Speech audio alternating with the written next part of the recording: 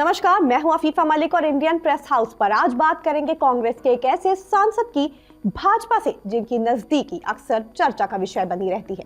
सांसद कांग्रेस के लेकिन नजदीकी भाजपा से। आज बात त्रिवंतपुरम से सांसद शशि थरूर की। पहले सावरकर पुरस्कार को लेकर बनाई दूरी और अब मनरेगा को लेकर सदन में खुलकर बोले शशि थरूर। बेशक अलग अलग वक्त में थरूर को लेकर बातें खूब बनी भाजपा के साथ उनके अच्छे रिश्तों को लेकर, लेकिन कुछ मुद्दों पर खुलकर मतभेद जताना। आखिर इसकी वजह क्या है? फिलहाल संसद के शीतकालीन सत्र में एक बड़ा सियासी मुद्दा गर्मा गया है। मुद्दा है मनरेगा का नाम बदलने का और इस फैसले के खिलाफ सबसे तीखी आवाज उठाई है कांग्रेस सांसद शशि थरूर ने। सरकार मनरेगा की जगह एक नया कानून लाना चाहती है, विकसित भारत गारंटी फॉर रोजगार एंड आजीविका मिशन, जिसे संक्षेप में वीबीजी रामजी कहा जा रहा है। लेकिन शशि थरूर का कहना है कि यह सिर्फ नाम बदलने का मामला नहीं बल्कि महात्मा गांधी की सोच और विरासत पर चोट है। दरअसल सरकार ने लोकसभा में एक नया बिल पेश किया है जिसके तहत मौजूदा मनरेगा को हटाकर वीबीजी रामजी बिल 2025 लाया जा सकता है। सरकार का दावा है कि ग्रामीण परिवारों को साल में 125 दिन का रोजगार मिलेगा, ग्रामीण इलाकों में स्थायी इंफ्रास्ट्रक्चर बनेगा, योजना को विकसित भारत 2047 के लक्ष्य से जोड़ा जाएगा, पारदर्शिता और जवाबदेही बढ़ेगी।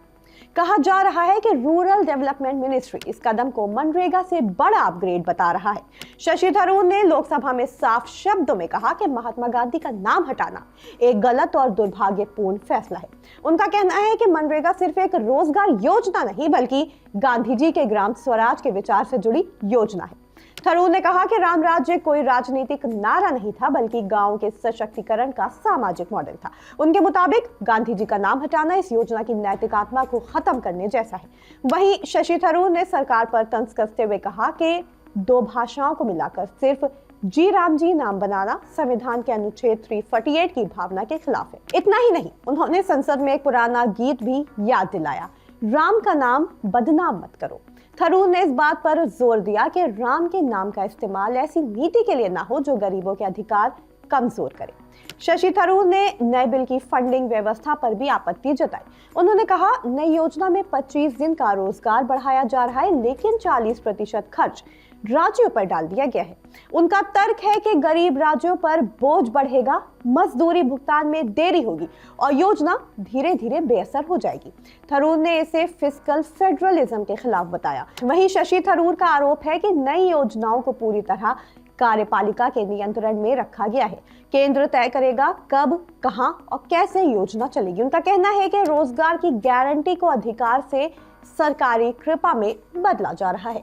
तो कुल मिलाकर सरकार इसे विकास का नया मॉडल बता रही है, वहीं विपक्ष इसे गांधी की विरासत से छेड़छाड़ कह रहा है। राजनीतिक सलाहकारों के मुताबिक संसद में टकराव और तेज हो सकता है और आने वाले दिनों में यह मुद्दा सियासत का बड़ा केंद्र बन सकता है। प्रियंका गांधी वाड्रा ने भी नाम बदलने पर सवाल उठाए। उन्होंने कहा, 20 साल से चल रही योजना का नाम बदलने से क्या हासिल होगा। उन्होंने बिल को स्टैंडिंग कमेटी में भेजने की मांग की। टीएमसी समेत अन्य विपक्षी दलों ने भी सरकार के फैसले का विरोध किया है। शशि थरूर के बदले अंदाज ने इसलिए भी हलचल बढ़ा दी है क्योंकि पिछले कुछ समय से शशि थरूर और भाजपा के बीच रिश्ते बेहतर होते दिख रहे थे।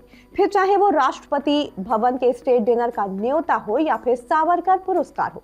पुतिन के भारत आने पर उन्हें राष्ट्रपति भवन के स्टेट डिनर का न्योता मिला था, वो भी तब जब ना ही ये न्योता कांग्रेस अध्यक्ष मल्लिकार्जुन खड़गे को दिया गया था और ना ही नेता प्रतिपक्ष राहुल गांधी को। अटकलें लग रही थी कि थरूर का रुख बदल सकता है। वहीं दूसरी ओर कुछ दिन पहले ही कांग्रेस सांसद शशि थरूर को एक स्वयंसेवी समूह HRDS इंडिया ने Veer Savarkar international impact award 2025 देने का ऐलान किया, लेकिन थरूर ने इस अवार्ड को स्वीकार करने से इनकार किया। शशि थरूर के मुताबिक उन्हें मीडिया रिपोर्टों से पता चला कि दिल्ली में प्रस्तुत किए जाने वाले इस पुरस्कार के लिए उन्हें नामित किया गया है। शशि थरूर ने त्रिवंतपुरम में संवाददाताओं से कहा, मुझे पुरस्कार के बारे में ना तो बताया गया और ना ही मैंने इसे स्वीकार किया। उन्होंने आयोजकों को उनकी सहमति के बिना नाम घोषित करने के लिए गैर जिम्मेदार तक कह दिया। अवार्ड को अपनाने से दूरी और अब खुलकर मनरेगा पर कांग्रेस के साथ खड़े होकर आवाज उठाना। लेकिन इसी बीच भाजपा के साथ अच्छे रिश्ते भी, ये क्या संकेत देते हैं? किस कश्मकश में आ चुके हैं कांग्रेस सांसद शशि थरूर?